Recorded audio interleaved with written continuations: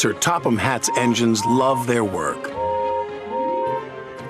Gordon likes pulling the express. Thomas likes his branch line. And Percy likes taking the mail. But none of them likes being a middle engine. It's no fun being stuck in the middle. One morning, Percy was cheerfully collecting coal cars from the smelter yards where Harry and Bert worked. They liked to play tricks on steam engines. Percy didn't want to fall for their tricks again. But before he knew it, he was stuck in the middle. "Oh, bother," chuffed Percy crossly. "Little green piggy in the middle," Harry teased. Percy's driver was cross. With coal cars in front of him and coal cars behind, Percy had to go slowly. James was in the yards when Percy steamed slowly by. "Ha ha, it's Pokey Percy," James laughed. "You wouldn't be laughing if you were stuck in the middle," Percy fumed. And he fumed all the way to the coaling plant. One by one, he shunted his coal cars onto the tipper's loading ramp, and the coal was unloaded. Percy was not allowed to cross the loading ramp until the tipper had been turned off. It was against the rules. But as soon as his driver and fireman left, there was trouble. Henry arrived to pick up coal. He bumped into the coal cars, and the coal cars bumped into Percy. Percy was pushed onto the loading ramp. "Help!" cried Percy.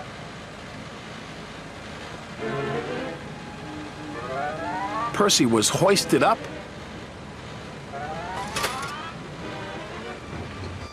tipped over, and brought back down again. After Percy was lowered back onto the ground, the manager was very cross. "You have caused confusion and delay," he said. "I'll have to report this to Sir Topham Hatt." That night, Sir Topham Hatt spoke severely to Percy. "I'm very disappointed in you, Percy," he said. "You know it's against the rules to go on to the tipper's loading ramp." "Sorry, sir," Percy said sadly, "but it wasn't my fault. It's because those diesels made me a middle engine." "Nevertheless, you will shunt freight cars in the yards until I can get to the bottom of this." "Ha!" said James, thinking no one could hear. "I could handle those diesels with bent buffers and a busted boiler." "Then you will do Percy's run to the smelter," said Sir Topham Hatt. "Yes, sir," said James. The next day, James arrived at the smelter. He was determined not to be tricked by Harry and Bert. "Hello, James," oozed Harry. "Come to learn a thing or two from those who know?" "Just get my freight cars ready and stay out of my way," huffed James importantly. "Yes, sir," Bert chimed greasily. James cheerfully backed up to his freight cars. He was certain he had fooled Harry and Bert, but he was wrong. "Little red piggy in the middle," chortled Harry. "Just like Percy," jeered Bert. "I am not like Percy," huffed James. "I'm not a middle engine, and I'm not moving." And he didn't. When Sir Topham Hatt heard the news, he sent Percy to fetch James. This made Percy happy. He buffered up to James and took him, along with all the freight cars, to the docks.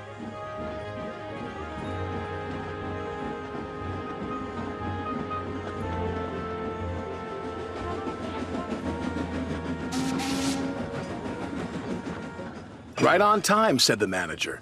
"But what is that big red engine doing in the middle?" "Learning," Percy replied. "Learning what?"